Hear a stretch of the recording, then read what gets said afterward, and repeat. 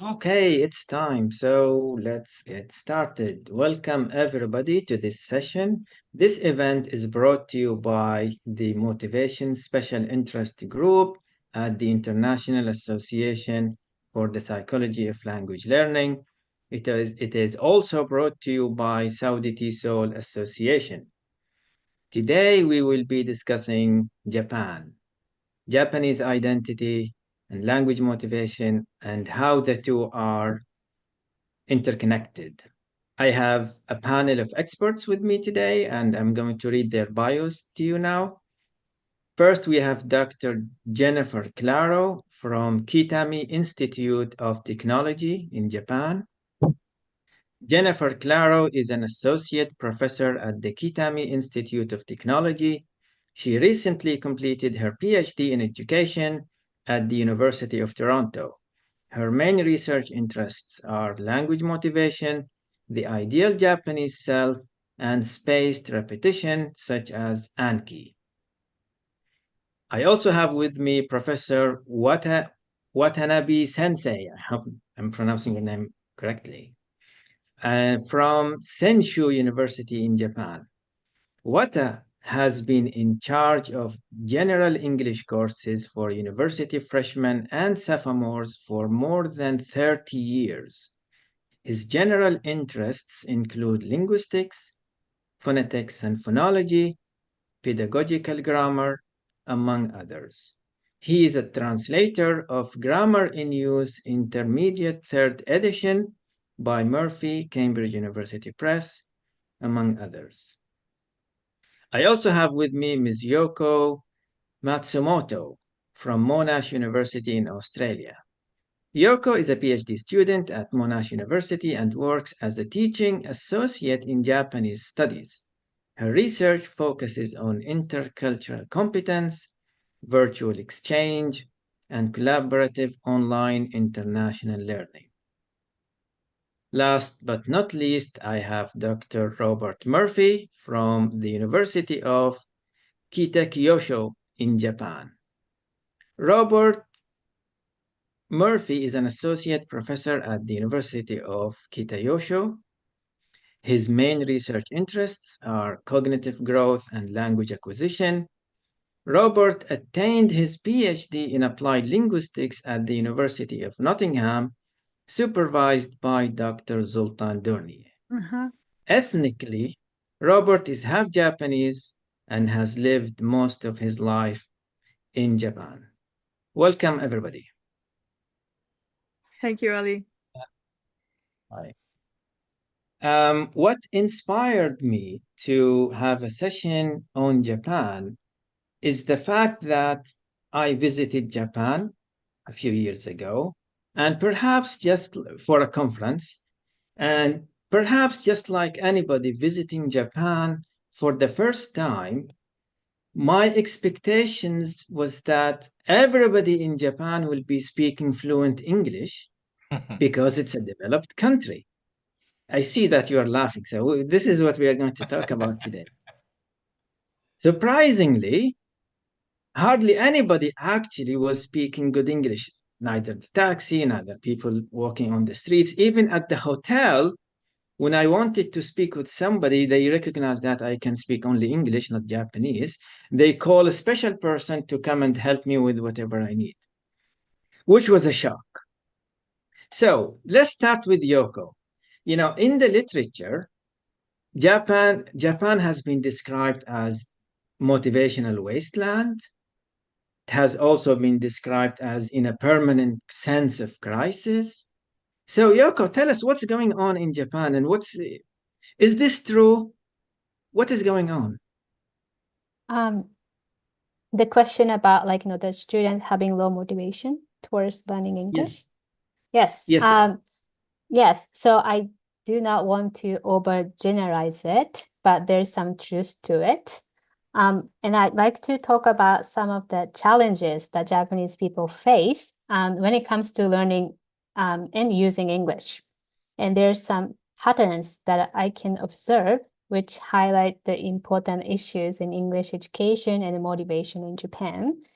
So first, one of the main reasons for Japanese students having low motivation is the way English is taught in Japan, because the focus is heavily on grammar, translation, and preparation for exams, rather than on practical communication skills like speaking and listening. So as a result, and students may know the rules of English, but they struggle to actually use the language in real life situation.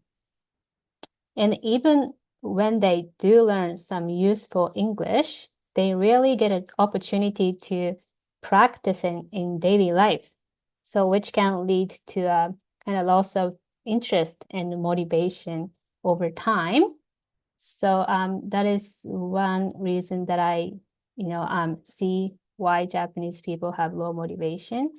And another, and I recently came across an article by a professor at the private college in Tokyo, and who made an observation about this issue. And he noted how surprising it was to meet university students in Japan who studied English for over 10 years, could barely put together like simple sentences. And he shared an example of a typical conversation with his third-year student, and showing how limited their speaking skills can be, despite of those years of studying. And another big factor is also the fear of making mistakes. I think many Japanese students get really nervous about speaking English because they don't want to embarrass themselves. And I think this is likely linked to the Confucian-influenced education system in Japan, which is very like teacher-centered and emphasize like accuracy. And the focus is on more like getting things right, which can create a fear of failure. So I think this also makes students hesitate to speak up or try out their English. And also the way English is taught in relation to culture can also impact motivation. And in Japan, English classes often emphasize learning about foreign cultures and comparing them to Japanese culture. So this us versus like them approach can, unintentionally make students feel more resistant to learning English. So they may start to use English as something foreign or unrelated to their daily lives, so which doesn't really help with motivation. Yes, so Japan's English education system, cultural attitudes towards like mistakes, and the way English is framed in relation to culture, I think it's all contribute to the challenges the Japanese students face in learning and using English. Okay, thank you, Yoko. This is interesting. I will come back to you in relation to these factors in a bit, but let's move on to Jennifer. Jennifer, I first met you when I happened to be your PhD examiner at the University of Toronto. And when I read your PhD, I was impressed by the research you presented, particularly your chapter on a historical perspective on Japanese identity and how this historical perspective can explain the present day and the situation in the present day. Can you tell us a bit about it? You're on mute.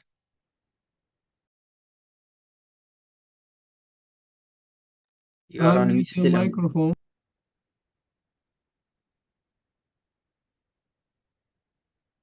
Oh, okay. Yes. Sorry about that. Okay, got it. Thank you. Okay, I'll just share my screen here.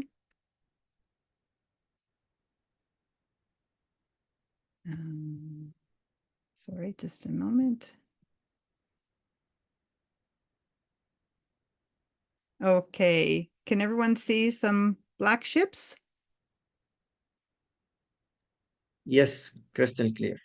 Yes, good. Okay. Okay, so yes, Japanese motivation to learn English has been strongly influenced by its long history of positive and negative attitudes towards the West, especially towards the USA. There were times when Japan was more open and positive, and other times when it was closed and negative. So let's start with the period of time when Japan was considered to be a closed country. Japan closed itself to trade and foreigners for over 250 years during the Tokugawa shogunate, becoming known as a closed country called Sakoku in Japanese. Japan was forced open in 1853 by Commodore Perry and U.S. Navy warships appearing in Edo Bay. And you can see this picture is showing that. That's the 1854 expedition. Japan was forced to sign unequal treaties with the US and other countries and open trade with them. Over time, Japanese attitudes towards the US naturally grew more open and positive because the US helped Japan to modernize by providing a great deal of technology and instruction. Many Japanese developed a positive attitude toward the Western foreigners and embraced study of Western culture and English. Schools switched from Japanese textbooks to English textbooks, and students studied mainly in English. English proficiency grew, and within 2 decades, academics became quite fluent in English. But over time, cultural nationalism grew as Japanese felt they had borrowed so much Western technology, culture, and language that their Japanese identity was suffering. This led to a crisis, an identity crisis. We are Japanese. Why are we studying more in English than Japanese? And in the early 1880s, foreign language study was repressed.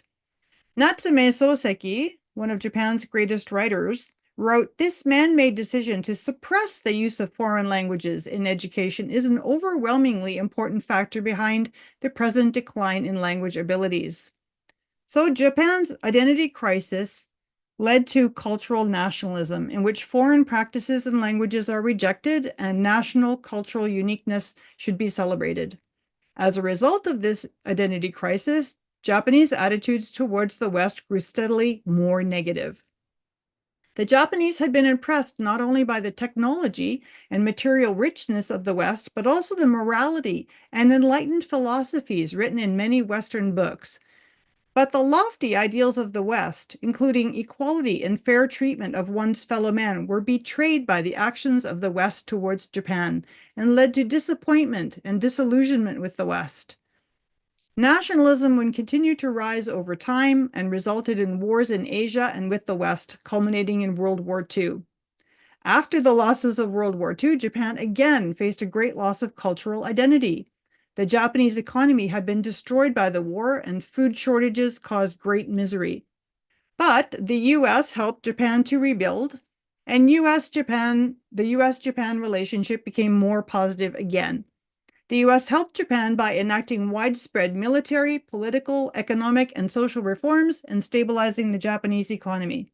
Since then, Japanese attitudes toward the West, specifically toward the USA, have been mainly positive.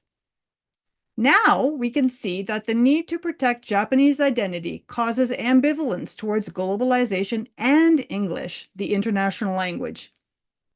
Japan needs to globalize and benefit from international trade, but Japan does not trust the West and wishes to protect Japanese from foreign influences. So today in Japan, we have 2 opposing views of globalization: globalization as opportunity or globalization as threat. Globalization as opportunity represents the view of modern Japanese who want to interact with and possibly assimilate with the Western world, and represents a forward-looking promotion point of view, so pro-interaction with the West, open. Globalization as threat represents the view of traditional or conservative Japanese who want to preserve traditional Japanese culture and language and keep Western ideas like individualism out, and thus represents a prevention focus. Sakoku, keep foreign influences and languages out, closed. These mixed positive and negative attitudes towards the West and globalization strongly affect attitudes towards learning English. Today, the Japanese government officially promotes English language learning in white papers and educational reforms, but at the same time is hesitant about globalization. In government narratives, Japanese identity is linked to the Japanese language, and English is often portrayed to be a threat to Japanese identity, values, and traditions. Japanese who identify strongly with Japan and Japanese culture may believe that they must reject English as having English ability makes one less Japanese. In Kawai's 2007 study, many students regarded English as a cultural force that changes one's identity and felt that the Japanese language is what makes people Japanese. Thus, becoming fluent in English would reduce or even erase Japaneseness. According to Najita and Harutunian, Japanese wish to keep their culture uncontaminated and hence preserve its essence against threatened external pollution. In essence, Japanese ambivalence toward English is rooted in the idea that learning English may weaken one's Japanese identity at the expense of a growing Western identity.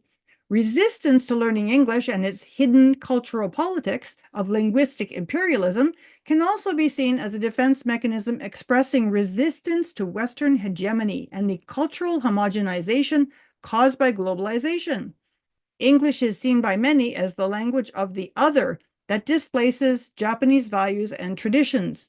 Internationally, the importation of English has resulted in the eventual extinction of many languages, and globalization, which some call westernization, has eroded many traditional cultures around the world. According to Hashimoto, English in secondary schools has been controlled and regulated by the government in order to prevent the influence of English from undermining Japanese culture and traditions, and this has had a strong effect on learners' competence in English, especially their communicative ability. The lack of ability to communicate in English seems to be intentional as a strategy to protect Japanese identities and values. According to a 2023 report, Japan currently has a rating of low proficiency in English, being number 87 out of 133 tested countries, and English ability is decreasing over time. As Yoko explained, English is still taught in a non-communicative grammar translation method. There's little or no spoken English in the classroom, even in classes that are called communicative English classes. And there are two main reasons for this. Teachers in Japan often have poor spoken English and are ashamed to speak English in front of their students. As well, English exam scores are very important for entrance to university, and spoken English is not tested. About my own students, actually, many of my students have positive attitudes towards the West and like to speak English and would like to be able to communicate with foreigners. But just liking English does not motivate them sufficiently to invest enough time and energy in studying English to really improve. In China, South Korea, Malaysia, Singapore, and other Asian countries, English is promoted as necessary for national growth, and English ability is a great asset for employment. But in Japan, English ability is not seen as essential to getting a good job. My Japanese students have a feeling that they should study English, but they do not know if they will use it in the future. I have to apologize. I forgot to push the next button the next slide. So I'm just going to show you these slides quickly. This is I wanted you to also see my experience in Japan. I wasn't here, obviously, when the black ships arrived in Edo Bay in 1854. So I wanted to show you, what I see Japan as being. There are young. This is my son's junior high school class at the Undokai, the sports festival that they have every year, and they're just a bunch. They're a bunch of kids having fun. They may or may not care about English, but they're enjoying life, and well, so are we. Japan is a really wonderful place to live. This is my younger son playing taiko in a school festival, the Japanese drums, and doing sumo. And these are my students. We have a really good time together, and I really don't know if they're going to use English in the future, but we have a very good time in class together. And I think that's really important to keep it lively and active and fun. That's it. Thank you for, sorry, kind of a long speech Thank you, there. Jennifer, for this. That's an interesting perspective. You know, you use some strong words like English is polluting Japan and Yeah. Japanese identity, and Mm. so let me ask you this question: at what grade do people start studying English in the Japanese educational system? They used to start in what we would call grade 7 in Canada, which is the first year of junior high school or middle school. So they would get 6 years of English before university. But they changed a few years ago to what we would call grade 5, which is the 5th year here of the elementary school. And before that, they do have a bit of introduction, but it's mainly like, games and just a few words here and there. It's just designed to help students to enjoy English without actually really learning it. And then in grade 5 and 6, they start more vocabulary and grammar. And it gets hard in high school. It gets really hard in high school. I think that's when a lot of students lose motivation because it's not fun anymore. It's study.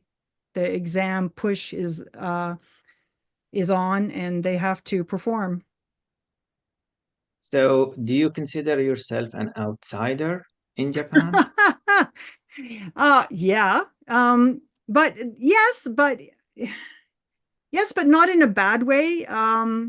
Not in a way like I'm not ignored or anything like that. It's just that Japanese culture is very well, it's Japanese, I'm not Japanese. I'm very obviously a foreigner here. So they yeah, there's Japanese style and then there's dealing with foreigners style. And yeah, so no, I don't really feel like did I answer the question? Yeah, we always hear that Japanese people are too polite to show their emotions. Do you experience this? Not my students. No, my students really, I think there's a bit of a barrier at first that you have to kind of break through. You have to become a person with them. If they just see you as a teacher or if they just see the class as something that they have to pass to get grades, then they're not going to really show you their true self. But if you can get, like I do small group discussions with them for students, and we talk about a lot of different things. And I think that once they get to know you as a person, then there is that kind of give and take that you need to have as a teacher. Um, and yeah, so I'm not the kind of teacher who's at the front of the classroom all the time. I'm going around and trying to engage with them as much as possible. And the reason I put that last picture is because it is a good class. They have a lot of fun. There are no, they're not anti-English or something, and they certainly don't see English as contamination or pollution. They have a good time. They like it, most of them. Okay, thank you, Jennifer, for this interesting perspective. Let me move to Yoko now. Yoko, you discussed some of the factors why Japanese people, are not highly proficient in English. Tell us a bit about the harmony in communication for students inside, outside classroom. Okay. So I would like to talk about the harmony in communication. So when we think about harmony in communication, we have to consider two key dimensions. One is collective versus individual, societies, and also and the second is high context versus low context culture. And in Japan, it's well known for strong collective culture. The communication is often shaped by the idea that what's best for the group takes priority over individual expression. So now Japan is also high context culture. So what does that mean? In high context culture, communication tends to be indirect. So people rely on nonverbal cues and subtle hints or shared experiences to convey meanings. So this is very different from low context culture, like many Western society, and where communication is more direct and people say exactly what they mean. But in Japan, the emphasis on more like preserving relationships and avoiding confrontation, so which helps to maintain social harmony. And for example, in Japanese society, the focus is on more like cooperation and working together as a group. So the student often adjust their opinions to fit in within the group, which shows, flexibility to avoid conflict. So the confrontation is generally avoided, and keeping harmony seen as a strategic approach to communication. And in this environment, the goal is not to stand out, but more like a blend in. And what's really interesting is how this changes when Japanese students switch to speaking English. So my research showed that when the student use English, they often adopt more direct communication style. And it seems that when speaking English, they consciously move towards a lower context way of communication, and one that is more common in the Western culture, and where being clear and explicit is more valued. So why does it happen? I think it could be that Japanese students associate English with a more straightforward approach, where they feel the need to express their points more clearly and directly. I think this shift occurs because they believe it's the norm of English-speaking culture, and they adjust their speaking style to match what they think is expected of them when they're using a different language. So harmony in conclusion is deeply influenced by cultural value. And in Japan, collective cultures or high context, the communication, it works to maintain social harmony. But when they switching to English, the Japanese student often adapt more like direct and low context style of communication, which reflect the flexibility and adaptability of their, communication approach. Thank you, Yoko. It's interesting that you mentioned that Japan is a high context situation where people speak indirectly. There is a lot of research coming from Japan, suggesting that there is a lot of quietness in the Japanese classroom, and Japanese students are hesitant to speak up during class. To what extent do you agree with this? You mean like in Japanese class, or Yes, in in an any? English class in Japanese in Japan. Yes. Well, they are hesitant to speak up. I think it's because they care about the harmony, but I think it's also maybe because of the confidence they have. It could be their English proficiency level, but yes, I do agree to some extent. But also the silence is also considered as one of the, the communication style. Silence is very important, nonverbal communication in Japan. And, even if they're silent, doesn't mean they don't have anything to say, they just, it's one approach, it's just to keep the harmony, they don't want to stand out. Not everyone, but yes. Okay. Thank you, Yoko. Moving on to Wata. So Wata first. What does sensei mean? Does it mean like teacher or something? Yeah, teacher. So you Yeah, don't have okay. to Watanabe sensei, just Wata. Okay. Yeah, okay. Hi, Wata. So tell us about, your research about intercultural communication now. Now we are going beyond, the Japanese classroom and, how to develop this competence in Japan and the research on it. Okay. Let me share my screen. Okay. Okay, can you see?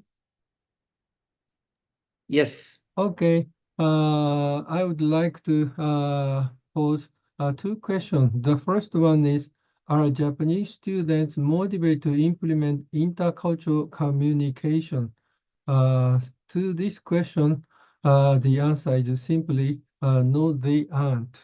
They, first of all, I would like to uh, suggest some important features of intercultural, intercommunicative competence suggested by Byram, 1997. He says that if students acquire the intercultural communicative competence, they should challenge their unquestioned and unconscious behaviors meaning, and also they are willing to change themselves through dialogue. And in fact, this is the this is the three types of communicative interaction suggested by Hirata. He classified it three types. Conversation is implemented among the high contextual situation, as Yoko suggested. So, in the conversation, the goal is to make current understanding better, and the logical or verbal explanation cannot be cannot be employed much. Rather, people are asked to inference from the context. The second one is dialogue. Dialogue is implemented among people with different values. So the goal is to find an innovative solution beneficial for both parties. So here, the dialogue participants need to change themselves if they find better solutions beneficial for both of them. So dialogue is implemented in a low contextual situation, which is quite different from the one we can find in Japan, high contextual one. So here the logical and verbal explanations is more highly valued than inference. And the last one is debate. Here, the winner is going to force the winner's value over the loser. So when we consider the communicative interaction, especially for the intercultural communication, dialogue is quite important. I have been organizing Project Ibunka. It's an online bulletin board discussion. I have been organizing for 24 years, and it's a 3 month project, and the project has three themes. First, school life. Second, cultures and social issues. And this is the screenshot of the board. So student post their message, and the student from other areas join other area made a comment. And this graph and chart summarize the project Ibunka 2023 last one. So we've got 5,558 postings from 1, 2, 3, 4, 5 countries, but the number of number of Japanese student posted, so here only 10%. And this is the posting of Ukraine students. As you can see, one of the students posted more than 200, and the some nearly 80 or 70. And on the other hand, Japanese students posted rather constantly, and most of them posted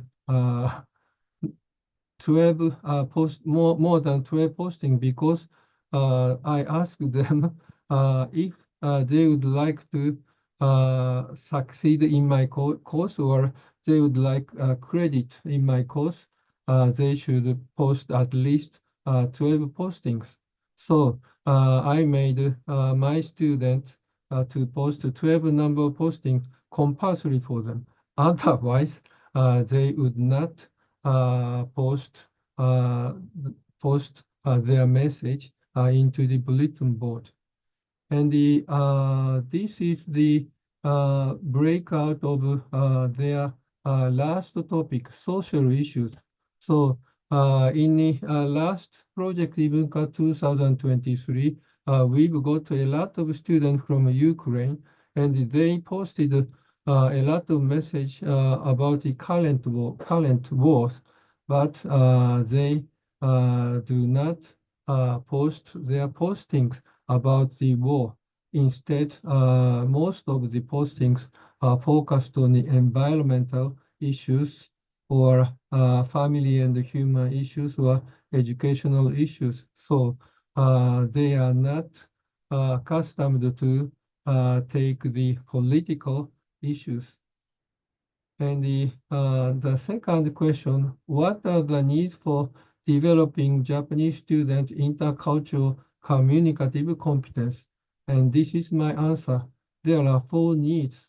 So language fluency, they cannot post their message less fluently than the other participants.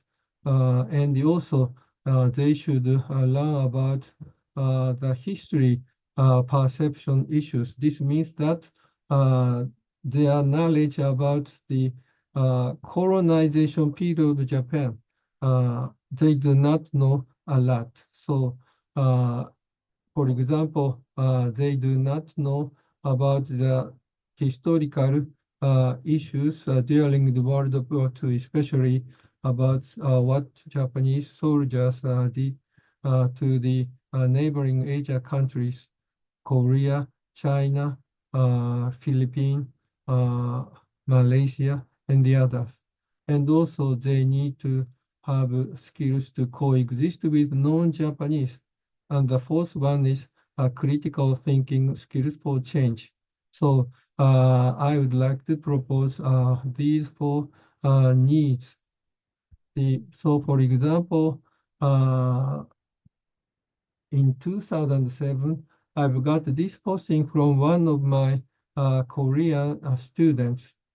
She said that she cannot become friends with Japanese unless 2 controversial issues have been settled.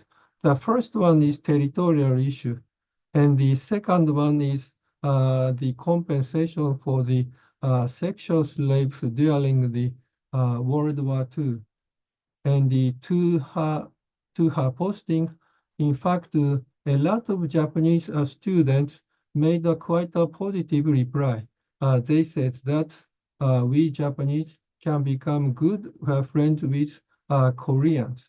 However, when we look their posting more in detail, they would like to, they mentioned that they would like to have more information about the history issues during the World War II. However, they are not given this kind of knowledge in their junior and senior high schools. Okay, so going back to for needs of Japanese students, for especially for making the better relationship with their neighboring Asian countries, these 4 needs are important, I believe. But how can we language teachers do or satisfy these four needs. It's not so easy. I have a proposal. Provide Japanese students with success stories of reconciliation with non-Japanese in English. So, for example, this is the international student from South Korea, and he sacrificed his life to save a drunken man dropped onto the platform of railway, and he tried to rescue the man. However, he and the drunken man were both hit by the train, and none could survive. But this event made gave Japanese a great opportunity to reflect their stereotypes, and they considered that they might have misunderstood Korean people. So, and they started to think about their stereotypes toward Korean people.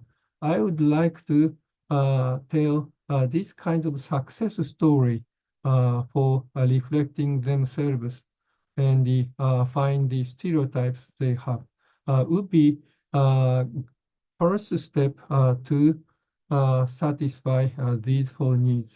Okay, thank you. That's for all.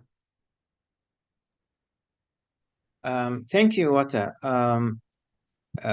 There was a question in the chat about the educational system in Japan. Are textbooks in Japanese or are they in English? Or does it matter with what subject it is? Okay. In fact, the textbook is authorized by Japan's Ministry of Education, and it has both English and Japanese. But it depends on the kinds of textbook, and some textbooks contains a lot of information in Japanese, but some contains only a little information written in Japanese. So it depends on the textbook. Interesting, thank you. Moving on to the fourth panelist, Robert, but before we move, I'm going to post the Zoom information in the chat as we are approaching the Q&A part of this session. If you would like to join the Zoom room to ask questions, you are welcome to do so now. So, Robert, this session has been largely kind of negative, a lot of issues with Japan. You know, Japanese people have low proficiency, etc., etc. Tell us, can we improve things from your perspective? Okay, well, the things I'd like to talk about, actually, there's a lot that's already been covered by Jennifer and Yoko and everybody. Yes, I have some negative things to share as well, but I have some solutions. I have 3 proposals I have that are a little extreme. But I teach university students, and by the time university students, by the time they're 18, 19, they come to university, a lot of the damage is already done. Okay, if we're going to talk negatively. In junior high school and high school, the high school English is too difficult, and there are a lot of problems, right? So what I did was, I wanted to interview some junior high school students and high school students that are currently in school. Not the ones I'm teaching at university. So then I actually did that the past couple of weeks, and I have some things I want to share first, and then some solutions that come directly from things that they had said, which are not too far from things that have already been discussed, actually. And these are high-level students that we were able to have interviews in English. One of the biggest problems that they brought up was that we usually don't speak English in the classroom. Okay, and so the high-level students say we need to have time to speak English in the classroom, and this provides a lot of frustration for those students. They want more speaking time. And these high-level students want their English teachers to switch to English-only mode, or at least maybe 80% English sometimes. That hardly ever or never happens in many of the classrooms. What they say is in most English classrooms taught by Japanese teachers without any outsiders, like some foreign assistants, like ALTs, there's no English actually being discussed. Everything is taught in Japanese with textbooks that are written in Japanese, and there are target phrases and target grammar that come out, and that bit is, of course, in English. Everything else is conducted in Japanese. That's a form of frustration for the people who can actually speak English, okay? So that's demotivating for them. And at the other end, it's too difficult for the ones that can't keep up with it. So we have frustration on both sides. Another problem that they brought up was then, so the testing. These higher level students say there's too much of multiple choice questions on these exams that make guessing too easy. So the students that are capable English speakers want to be able to show that they're capable English speakers, right? But then they have friends that they know are not competent at all. However, their grades are not very far apart when you look at the tests because you can guess way too much on these tests and you can pass them, okay? And that's, again, another cause of frustration. But the irony is, okay, now let's skip, and this is all coming from current Japanese junior high school and high school students. The irony is when comes time for them to try to enter higher level high schools, higher level universities, we have a juken, which is, well, a lot of people call it entrance exam hell. The entrance exam are usually at a very high level, much higher level than like Ali, you had terrible experience here trying to communicate with people. Almost nobody can actually speak with you, right? You had that kind of experience. But the entrance exam for these higher level universities are extremely high. There's a big mismatch here, right? And so what happens here, now this is not from, I'm moving away from the interviewing with the students, but interviewing with my peers, is that many of us have this notion that these higher level English exams, well, one idea is perhaps it's deliberate, like Jennifer was talking about. It's deliberate. We don't want everybody to be speaking in Japan. But another idea is, well, we're stretching out. We're making the exam so difficult that there are some people at the top that pass, and a lot of people down here that cannot pass. There's a huge spectrum. And then the so-called better students are the ones that are more diligent, the ones that went to the jukus, the cram schools, the ones that had better memorization skills, the ones that really stuck to the program. Those are the so-called better students. And we weed out the bad students, right? So in this sense, we're able to, those higher level tests are able to pick out the choice students and weed away the so-called bad ones. But if you think about it, this has nothing to do with English. This is about study skills and being able to pass those specific exams in a specific way. Now, getting back to interviews with the junior high school students and high school students, what they were saying was that, well, then, because of the way these tests are weeding people out, it doesn't have to be English, does it? Because history is taught in a very similar way. Math is taught in a very similar way. All these other sciences are taught in a similar way. Then, so we can just throw away English and then just use the other topics to keep weeding out in a very similar way. And then we'll still probably have quite a similar group at the top. And then the so-called bad students will be weeded out without having to use English in the examination at all. So that is one idea that came out. And so I have a few ideas, some maybe crazy ideas. Crazy idea number 1. So this exam style is perhaps adequate for filtering out those so-called undesirable students. But then, so yes, number 1, why don't we just completely eliminate English from Juken? Eliminate English from those entrance exams, except for the universities that have English programs, that have English departments.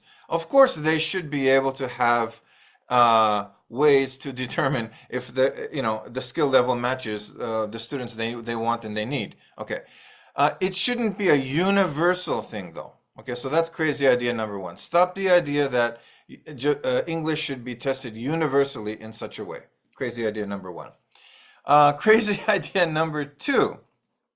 Okay, so again, like with what Ali was saying, you try to talk to the average person on the street. You cannot have a 2 or 3 minute interview with them. They would not be able to talk with you for 2 or 3 minutes. You go all over Japan, almost everybody's going to agree with that statement, right? It's very difficult to have a 3-minute fluent conversation with somebody in Japan, in English in Japan. Most people cannot do that. Now, let's talk about junior high school. In junior high school, we have 1, 2, 3, 3 years. And high school, we have another 3 years, right? So let's forget these 3 high school years. Let's look at the junior high school, these 3 years. Okay. Now, the third year here, there's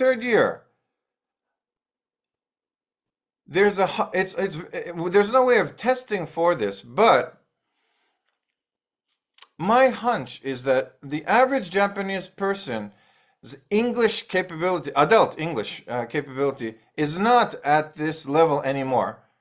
Okay, I don't think they can their communicative level or understanding of English is at this level anymore. Okay, and this is why most people can't speak for they can't even do a self-introduction for maybe 2 minutes. But why then do we have another 3 years of high school English, which is far more difficult on top of that? Okay, then it starts becoming clear. It's either we're doing this intentionally so that it's very difficult to learn English, or they're really, like I said earlier, they're trying to weed out and looking for the kids that have the grit, the kids that have the perseverance, the ones that can go to the jukus and stick it out and be very militaristic about this. Well, if that's the case, anyway, so why don't we throw away these 3 years of high school and take these 3 years and expand it to the 6 years? Okay, crazy idea, maybe not. So this final year, Chusan, what we call junior high school third year, would be the final 2 years of high school. Wow, how relaxed would that be? Now that would give so much opportunity for the teachers to have communicative practice with their students. Now, if we do that, and we're hoping, my peers and I who are trying to push this, communicative activities will rise. The relaxed pace will be easier on the students. Fluency should naturally improve. We're hoping motivation will naturally rise as well, or at least lower demotivation. Okay, we're hoping it would at least do that. And of course, raise the willingness to speak because everything is so much more relaxed, right? And then there's so much less pressure on the students and on the teachers as well, because everything is now, you have double time to do everything, right? And you never have to worry about those really higher level stuff that comes out in typical Japanese high school content. Now, my not so crazy idea number 3, I study the brain and how the brain learns language. Okay, so brain efficient teaching. There are so-called 4 skills, right? We should not be teaching the 4 skills equally and in equal strengths and equal amount of time. We should not be doing that. Okay, this is not so crazy. Okay, the other 2 might sound crazy. This one is not. Why? Reading and writing is certainly important, right? As academics, we do reading and writing all the time. However, listening and speaking are very different skills. Listening skills and speaking skills. In our brain, we have areas that are dedicated to for listening and speaking. So, in other words, it comes naturally to us. It's in our DNA. Just like birds and other animals on the earth, we have the ability to naturally communicate with each other with sound. Now, reading and writing, however, we do not have any dedicated area in the brain for those two activities. They don't exist. Why do we learn how to read and write? Well, these are socially learned skills, okay? That's why they're that much more difficult, okay? Kids don't suddenly start, being able to write, okay? We start with mama and dada.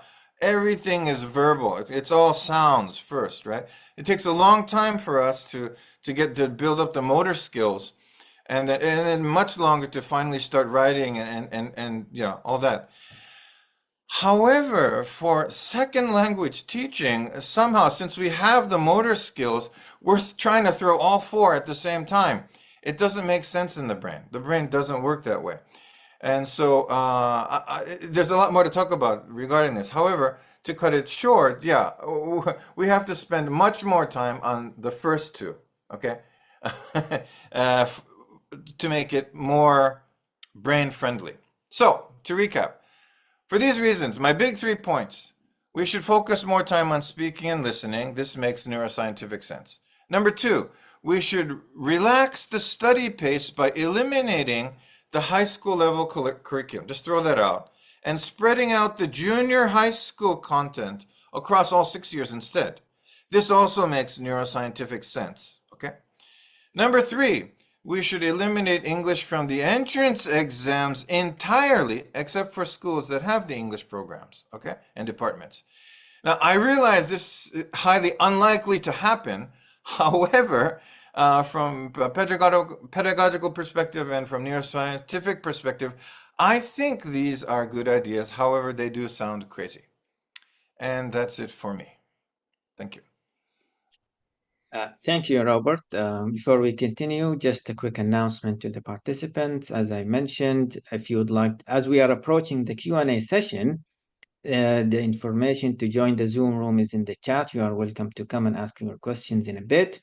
If you would like an attendance certificate, there is also another form in the chat that you can fill in.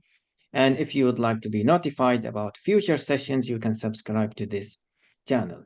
So, Robert, interesting points. Let me ask you a question. We met a few years ago in the UK because we did our PhDs at the same university, same supervisor, incidentally. And I asked you the same question I asked Jennifer about whether you consider yourself an insider or an outsider in Japan. And you had an interesting answer. You said, some people consider me as having half identity, but I think I have double identity. Remember this conversation? Yes, I remember. So can you tell us a bit about your experience as in Japan? Because part of this session is about identity also. Yeah. Oh, that's a great question. Well, yeah. Well, I think we spent quite a while talking about that. It was a bit more nuanced. So I usually actually, though recently I identify myself as hafu. It means half Japanese. Just because that's become just more of a standard sort of a thing. But internally, yes, I feel like I have double, identities. But I forgot who you asked earlier. But the thing is, my Japanese side knows I will not be accepted as a Japanese person. If that makes sense. My Japanese side knows that as a Japanese, that doesn't sound much, doesn't make sense in English, does it? My Japanese side is telling me, no, you will not be accepted as a Japanese person looking like this, and no matter how you might pass the telephone test, because on the telephone I sound totally Japanese, but when I finally meet the person, they treat me very differently. suddenly. So, yeah, I'm half and double at the same time. Maybe that's a better answer. Does that make sense? Yeah, so it's perfect sense. Thank you. Um, let's move on to the Q&A session. We have a question from Fatima. Yes, Fatima. I heard part of what the past person, I forgot his name. What's his name? The guy that said he's Yoko? half Japanese. Oh, He's half Robert. Japanese. Robert? Robert. I'm sorry, Robert. Yeah. I have different opinions about what you said. You know why the English language in Saudi Arabia, I'm from Saudi Arabia, we have issues with students not interested in learning English. Now it's different because of the globalization and they're getting in touch and they're traveling and all of that stuff. I'm full Saudi, but they love learning English right now because of the apps. My question is, why did you say what you said? Did you face it in school, or your opinions? Did you face them? I said a lot of things. What The specifically? three things, the three opinions that you said. That The you three said there suggestions shouldn't that be you suggested. testing English before entering school, or Yeah. yeah. Well, this is specifically, for Japan. So these are solutions for Japanese issues. You're just talking about in Japan. That's right. This is very Japanese specific. Sorry. So maybe that's a better answer for you then. I thought Japanese people or students are interested in learning English. So what I do with my university students is I sit down and I ask them, so imagine yourself in 5 years, how and when are you going to be using English? In 10 years, how and when are you going to be using English? And most of them said, well, I've never been asked that question before. So most of these students are only studying English to get into the next level. But after graduating, there is no such next level for them in their minds, unless they have something very specific. So most of them haven't been asked that, and so yeah, it's they're only studying it so to pass a test, and most of the students. So the majority, maybe 80%, I don't know, I couldn't give an accurate number, but yeah, it feels like the majority are studying English just to pass the test and don't have a concrete reason, don't have a concrete vision for how they'll be using it 5 years from now and 10 years from now. Certainly not a positive, like, wow, yeah, I'm going to be using English and it's going to be great and wonderful and I'm going to communicate with the whole world. I hardly ever hear such a thing. Only very specialized people in specialized fields say things like that. Okay, thank you, Robert. We have Wata, did you want to add something? Okay, thank you. In fact, I do have a rather different opinion from Yoko and Robert. And for myself, I love my so-called English study for entrance exams because it gave me the foundation for my career as an English teacher. Also, when I entered the university, I need to change my mindset for the communicative English. However, in fact, I did not have any experience of studying abroad. However, I can speak English as in this way. And yesterday I went to Akihabara. That's a town for so-called otaku culture or animation cultures. And I was surprised to find a young Japanese girl wearing a costume. She took from the animation film, and she talking with the foreigners in English. So a lot of foreign people now visit Japan as an inbound tourism. And the last year, 25 million foreigners visit Japan. And so it's not unusual for some Japanese to speak fluent English and have some limited conversation with foreigners.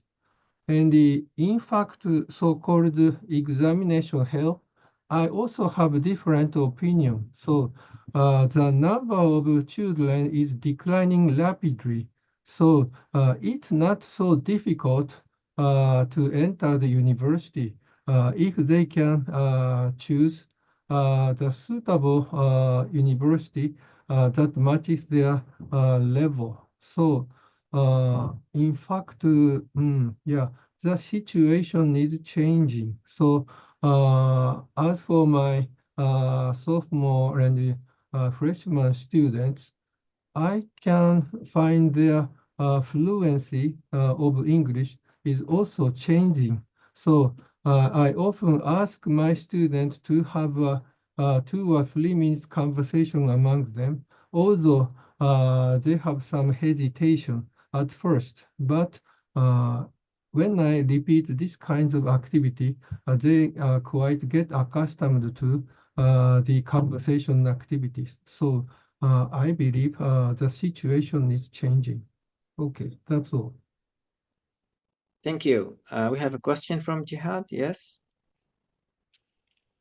Hello and good morning to you all. I'm sorry, I'm saying good morning because it's from New York, so we are in the morning right now.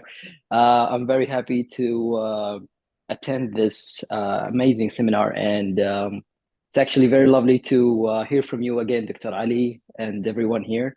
The situation that happens in Japan right now is actually very interesting. How the first ages got affected by the cultural or the cultural learning in the early ages got affected by the political situations. But regarding the early the nowadays situation that what's happening right now in Japan, since it's all roaming around increasing literacy, I was wondering why, and I don't have an actual view over the Japanese curriculum. Why don't they explore more linguistic properties, such as the teaching of sounds, as what happens nowadays in Saudi Arabia, where they have more teachings of sounds and phonetics from elementary. So that's basically the main key to the increase of literacy, especially in communication skills. So yeah, that's my question.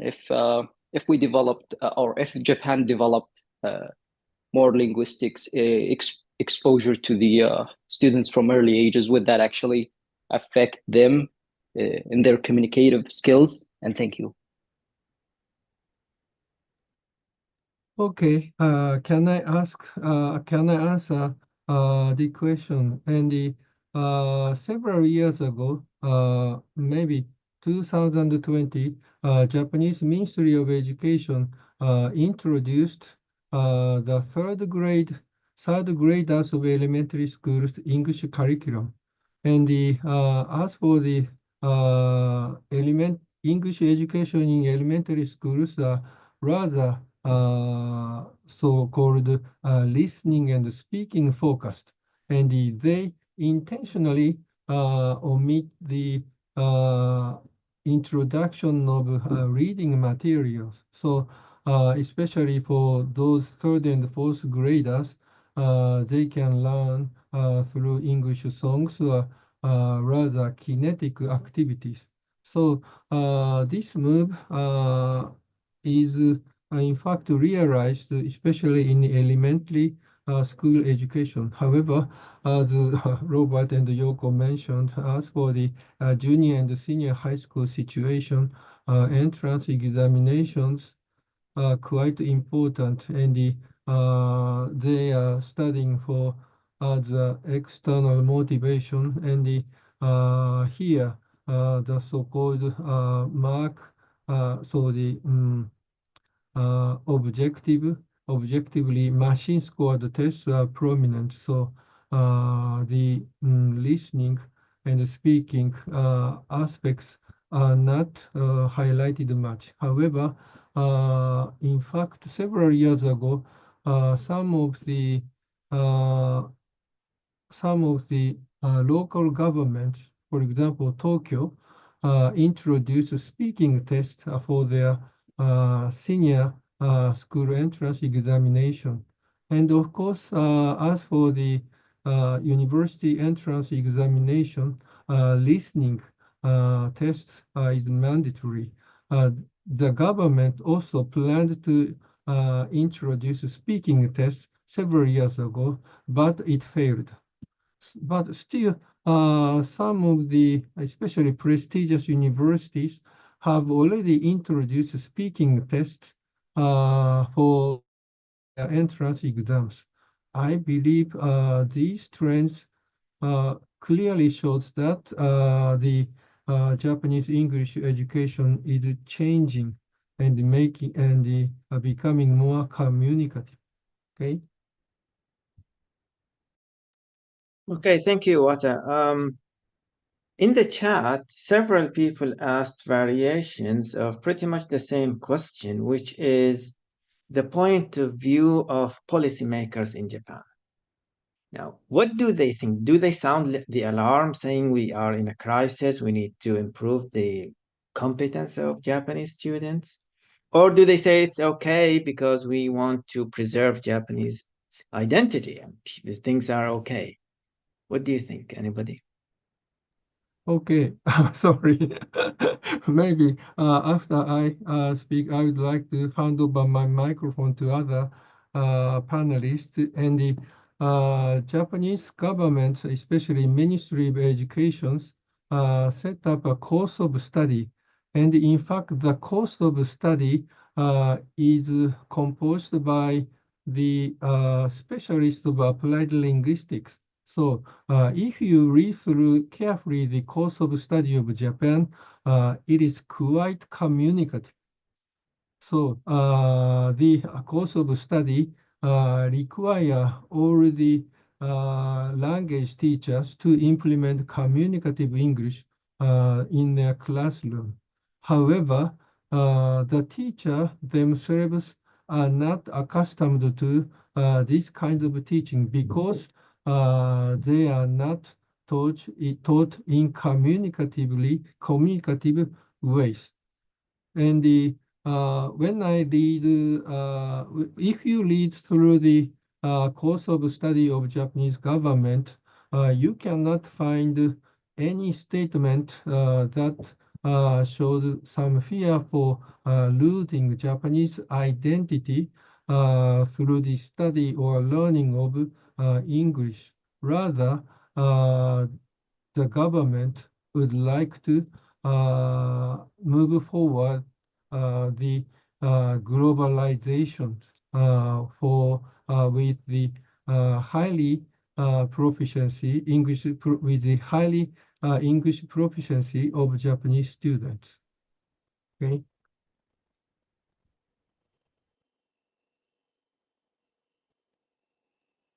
Thank you.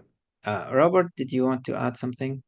Okay. Well, yeah, next, our Ministry of Education, the past few years have been really pushing the idea of active learning, which is not a new concept in the West at all, but in Japan, it's a very new buzzword, active learning, active learning. We hear it all the time. We get Kenshu meetings and all kinds of professional development courses about how to do active learning.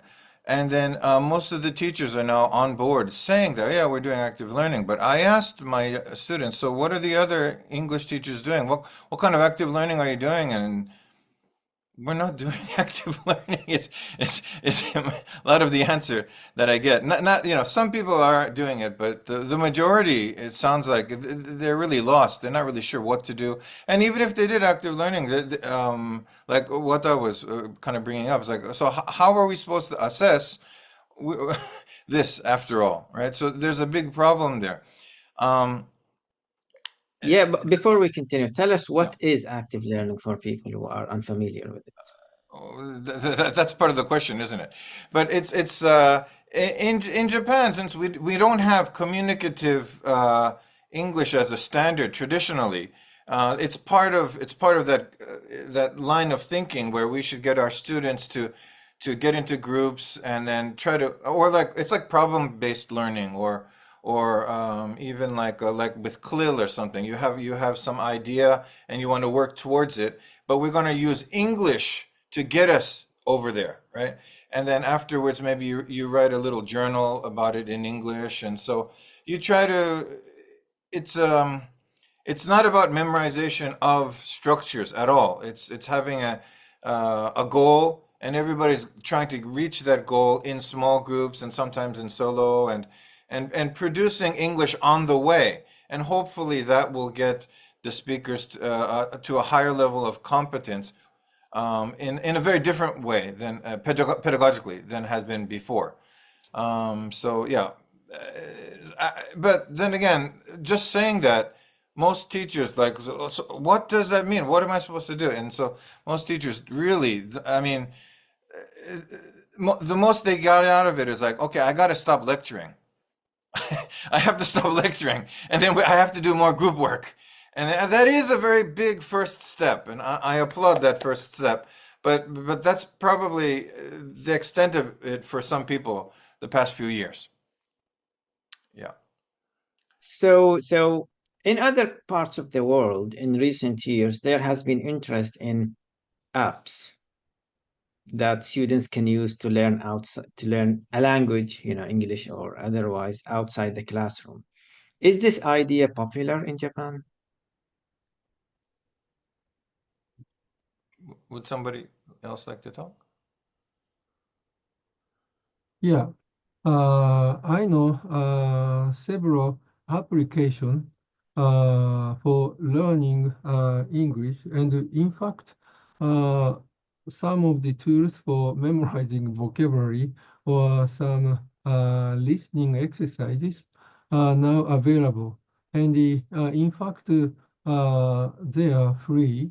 And but still, I don't think students are quite eager to use these kinds of apps. But if the use of apps contribute to the students' evaluation, they would like to use them more. But I don't think the use of app is not so motivating for Japanese students. Yeah, I agree with Wata. I hear very similar things. When teachers have assignments directly connected to specialized apps, the students use them very frequently.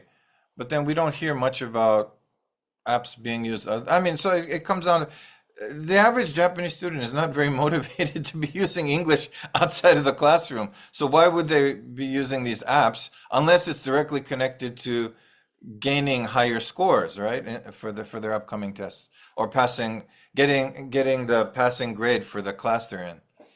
Yeah, it's mostly tied to that sort of stuff.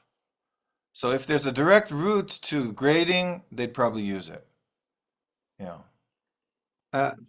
So Jennifer, what's your perspective on this using apps? Do your students use apps to learn English outside the classroom? You're on mute. Unmute. Okay, thank you. Yeah, the more motivated ones do, yes. And actually, I've had, over the years, students used to come and say, how do I improve my English more than what we're doing in class? Because we don't have many classes. My students are engineering majors, and there aren't all that many English classes for them. So they want to do self-study. They want to actually improve their English. I think it's really, let me just say, I think it's really inappropriate to think of most Japanese students as unmotivated. I mean, basically, when they come into the classroom, a lot of them become motivated to learn English because for the first time, they're speaking. For the first time, they're using English for communication. A lot of them become motivated by that, especially when they have like a small group discussion and they realize that they actually can speak English. They really like that because they didn't know they could. And so many of them do get a lot of motivation to learn English. So if they want to learn more English, I take one almost full class to explain various things that they can do. And that includes a whole bunch of things like using online apps to communicate with people in different countries. There's what's it called? Hello Talk. And there's also Tandem, and there are a few apps that you can use where you just you log in and you can talk with somebody in whatever language in another country. And students like that a lot, the ones who try it out. Of course, there's movies and music and books, and I don't think that enough teachers try to introduce those to their students. I think that students really need to listen to some English music, and even look at listen to the lyrics and sing in class. We sing in class. And they really enjoy that. That's one of their favorite experiences of the whole year is singing whatever by One Direction or whoever. And the apps, I also introduce apps. ANKI is the app that I always recommend, but there's also Mikan. There are a whole bunch of them. And the ones who try it out, actually, I had one student who was basically an average Ichinensei, first-year student, basic average motivation, who became motivated, and he started using Anki, which is a memorization app. It helps you with vocabulary, but also with reading and all kinds of things, listening as well. And he studied for 2 years in a very motivated way, and he got 910 on the TOEIC. I don't know if that means anything to you, but for me, that's the highest TOEIC score I've ever heard from one of my students, especially a student who was a very average Ichinensei, first-year student. And he was one of those ones who, when he started speaking, realized, I can do this. I've never tried to speak English. I've never tried to communicate before. So I think these communication experiences are extremely important. I think it's also important for teachers to believe that their students can speak and put them in situations where they can, do it in a very relaxed way, like group discussion. And I also think it's important for teachers to introduce all these different ways that students can learn English on their own, and apps are definitely one of them. But not limited to that. And I think, yeah, it's our job to kind of show students things like graded readers from the library, which they can actually read in English, and a dozen other things. So think of what will help your students to become more it's engagement, right? It's in getting engaged with the language, actually turning on YouTube and listening to some songs when you get home, listening to English in your free time, having some positive experiences. I also do online exchanges. That's actually how Wata and Yoko and I met, was because we all do online exchanges with our own students, with students in other countries. I do an exchange with Canada, and that kind of interaction with real students in another country is extremely motivating. For the first time, they're actually using English to talk about something real, something outside the classroom. So I really don't want to portray this idea of Japanese as being unmotivated. Honestly, many teachers can motivate their students, and students can become motivated if you give them the right kind of tasks to do in the classroom, and also help them by pointing the way and saying there are many things you can do outside the class as well. So, Jennifer, again, at what level do you teach? University. University, okay. So, are you required to use only English when you teach, or can you use Japanese also? What is this Actually, I system? use a lot of Japanese simply because it makes the classroom so much friendlier for students. I do try to say some when I speak English, I speak a little more slowly and clearly, but I use a lot of Japanese support because it keeps students listening. If I speak only English for like more than a minute, I mean, students start falling asleep or they try to get their cell phone or something like that. And, it's hard to pay attention to that much foreign language at one time. And I think the teacher-student relationship is really important. And I don't speak much in my classes. I kind of get them doing something, whatever it is that we've, set up for the day. And they do the talking. I think teacher talking time is ridiculous in Japan. I mean, some of the communicative language classes, the teacher speaks the whole time. There is no communication going on there. So, my goal is get in there, speak as little English or Japanese as possible and get them doing it. Like Robert said with the active learning. Yeah, it's actually using English to do something. And the main thing being communication or some other kind of goal. So what about your institution? Do you have any policies regarding speaking English only in English classes, or can you use Japanese also? Okay. In my university, for example, for the freshmen, they are taking mainly 2 English classes in week, and the one is organized by Japanese English language teachers, which is named English LR, listening and reading. And the other is the English class named English SW, speaking and writing. This class is organized by native speaker.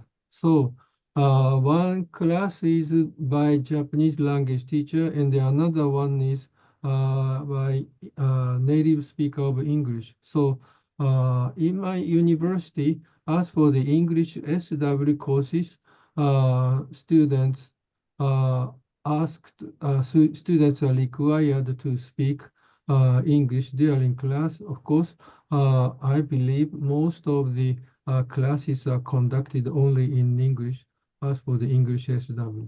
Okay, and as for my English LR classes, yeah, I use my Japanese for the explanation, but I also keep more than 1/3 of period for my student to speak in English. Okay, but I don't think this is the standard for all of the Japanese universities. Yeah, so Robert, what about your university? How does it work in relation to the language of instruction? Okay, so to compare the first year, instead we have so there are 4 classes for the first year students. 2 of them are non-native and 2 of them are native. So it's kind of like basically double of what Wata was just talking about. And then second year it's just What do you one mean each. native and non-native? Oh, so like a foreign, so a native English speaker is teaching 2 of the classes, and then a Japanese English teacher is teaching 2 of the classes. So yeah, they have 4 classes a week. Yeah. And then basically the Japanese teachers typically mostly only speak Japanese in their classes. The foreigners, so the native English speakers, the native English speakers are the flip of that, usually only speaking in English. However, I'm different. I'm half Japanese. I'm half American. What am I supposed to do, right? But I'm hired as a foreigner. But actually, percentage-wise, I'm maybe 60-40 with Japanese. I might use a little bit more Japanese than I do English. And for the same reason Jennifer brought up, I use Japanese to keep them more motivated, to keep them awake, to tell jokes, and to be a bit more friendly with them. Like because when I use Japanese at a native level, they realize, oh, that's a human. That person is somebody I Yeah. can relate to. Jennifer, you know what I mean, right? I mean, yeah. If you're only using English, they like you just brought up. Sometimes a wall goes up. It's like, I don't want to listen to this anymore. So the Japanese helps break down that wall. But I know a lot of teachers that are against that idea and want to do 100% in English as well. And they have their own reasons for that. So yeah, that's my explanation. Yes, Jennifer. Sorry, I was having a hard time finding how to put my hand up using the system here. But anyway, I just wanted to ask Yoko, what you think about all this? You know, what your own experiences were, maybe as a student or as a teacher. You know, what you feel about what we've been talking about for the past few minutes. Well, I don't teach English in Japan, so I can So as a student, maybe then. well, I didn't go to university in Japan, so I didn't study English at university in Japan. But you know, I think Where did you study? Was it in Australia? No, in America. But I like the idea of like active like learning, you know, teacher being a facilitator rather than, you know, like lecture but I think a lot of students are so used to like teacher-centered, like, you know, the classroom. So even if they switch to like active learning, it's really difficult. They don't know what to do, you know, they are not so used to it. And you know, in an elementary school, in the middle school, they all like, you know, used to like teacher-centered learning, and then all of a sudden, like, you know, you have to do the discussions, but like, you know, they just don't know what to do. So I think, you know, they need to more like a change fundamentally, like, you know, how more like, you know, the education approach needs to be changed. Yeah. There is an interesting question in the chat now. How about languages other than English? Is there another language that is taught in Japan? Chinese or something else? Yeah, Oh, of course, the Ministry of Educations, even for the junior and the senior high school, they allowed for each of the schools to teach foreign language uh, other than English. In fact, in fact, the entrance examination test for university created by the government contains the tests of Chinese, French, and Germany. So other foreign languages are taught in Japan, and especially for the university. Although the current situation, the teaching of so-called second foreign language is declining, but still most of students can learn Chinese, Germany, French, sometimes Russian or Spanish. Okay.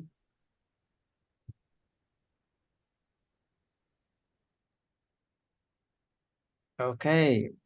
Thank you, everybody. Any final thoughts before we close? It has been an hour and a half now of an interesting. Oh, there is another question. Dr. Muhammad, yes. Yes, okay. Hello from Malaysia. A very good evening to all. And I really enjoyed the presentations of all the participants here. I feel so proud to be part of this interesting seminar.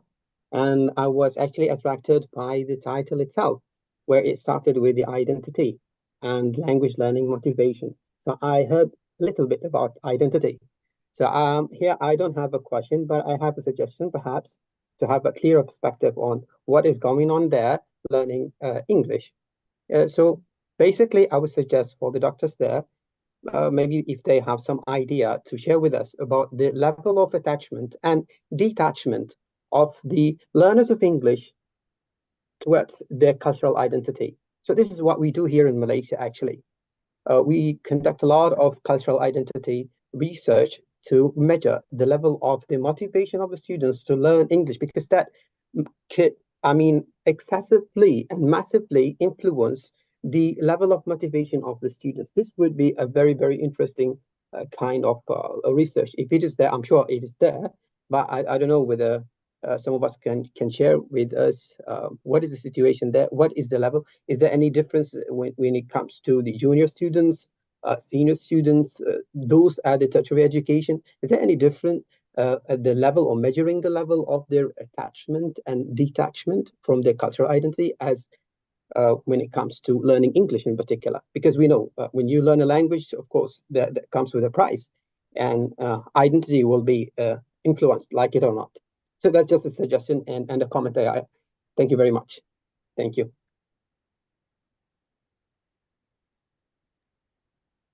So the question is, if I understand it correctly, do you think that the concerns about identity loss when learning a second language like English warranted?